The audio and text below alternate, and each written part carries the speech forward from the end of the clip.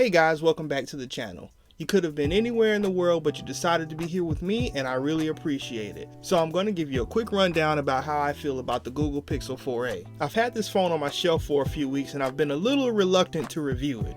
I've been a little busy lately, but I wanted to have plenty of time to use this phone so I could give a clear, honest, truthful review of how I feel about it. Also, if you guys stay to the end, I'll have information on an awesome giveaway that I'm going to have pretty soon here. So let's jump right into the Pixel 4a. For starters, the first thing I notice is how clean the user interface is. Google executes pure Android on this phone pretty much perfectly. The phone feels smooth and uncluttered. There's not any bloatware to worry about, and you get the Google suite of apps installed natively.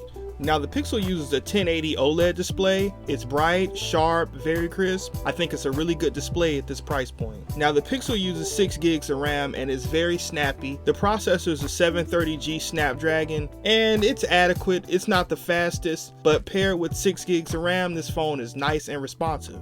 You only have one option for storage on the Pixel 4a. It's 128 gigs. I think that's a really good baseline for storage, especially at this price point. 256 gigs would be generous, 64 gigs is adequate, but 128 gigs is right there in the middle, and that's really good. Now the cameras on this phone are really good. The front-facing camera, it's decent, it's adequate, but the rear-facing camera, especially for being 12.2 megapixels, is really good. There's no telephoto capability, but for most users who will use this phone, the camera will be great. You'll like this camera if you prefer cameras that have good color depth, and also night sight is included. So if you shoot photos at night or in darker or poorly lit areas, you'll enjoy that feature. Now the Pixel 4a is using the surround sound speaker setup that's kind of popular today, and the speakers on the Pixel 4a give a decent mid-range quality sound, but they do sound a little blown out at the top end, and they have a moderate bass sound. If you're a true audiophile, this might not be the device for you, but generally these speakers sound pretty good and they'll get you through the day. Now here are some of the drawbacks to the Pixel 4a. First of all, no wireless charging. Now I know this is going to be a complaint that's going to be common amongst reviewers and users who purchase this phone. Now I do understand that the price point of this phone is to allow for some really good features, but also a few things left out and some corner cutting to allow the phone to be a little more affordable. But as long as wireless charging has been around in the industry, it really seems like something that shouldn't be that expensive to add. For example, the iPhone SE 2nd generation. That's Apple's entry-level phone and it has wireless charging. Now the price point on the iPhone SE is a bit higher than on the Pixel 4a, but the Pixel 4a is a direct competitor to the SE, whether Google likes it or not. So it seems like they maybe should have tried a little harder to work wireless charging in. Another thing that some people won't like is that Face Unlock is not included on this phone.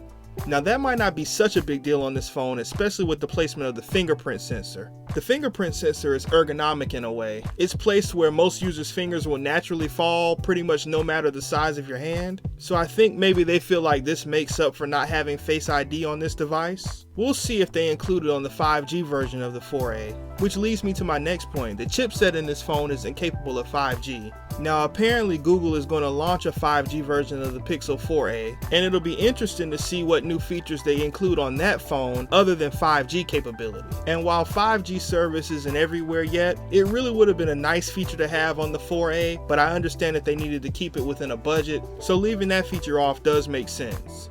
Now one thing that may bother some people and may not bother others is the size of the phone. It's not a very big phone, and if you're coming from a larger phone, you won't enjoy the size of this phone. My daily phone is a Note 10, so adjusting to this phone takes some getting used to. So if you're used to using a larger device, you may want to keep that in mind before you purchase the Pixel 4a. But the good news is that the display on this phone, again like I mentioned earlier, is really good, so it makes the overall lack of screen area a little more bearable. And also it may be refreshing for some people to have a phone that's a little smaller again and can fit in your pocket a little more easily. But here's the thing that's kind of a deal breaker for me for this phone: the fit and finish. Now out of the box, the phone looks pretty cool. It's not going to blow you away, but it's not bad. But the feel of this phone is a little cheap, to be honest with you. It falls somewhere between sleek and minimalist and Walmart track phone. Now don't get me wrong, I don't hate the design of the phone, it's not bad, but I do get a little concerned with how durable it's going to be. For example, I noticed a small scratch on the back of the phone only after the first day of using it. I didn't go out and about much on the first day that I started using the phone, and even when I did go out, I didn't have the phone in an environment where it could have gotten scratched easily. The only thing that I can think of is that I remember setting it down on my desk a little hard one time, but certainly not hard enough to give me any concern that I caused damage to it. But who knows what happened. So what I will say is, if you get this phone, definitely get a case on it as soon as possible. Just go over to Amazon and order a case. They have plenty of cheap options, as always, that will provide adequate protection but won't break the bank. But that brings me to the last thing that I wanted to talk about today. I'm going to have a giveaway. I want to do a giveaway to promote the channel, but also to thank those who have subscribed to me, watch my content, and to future subscribers.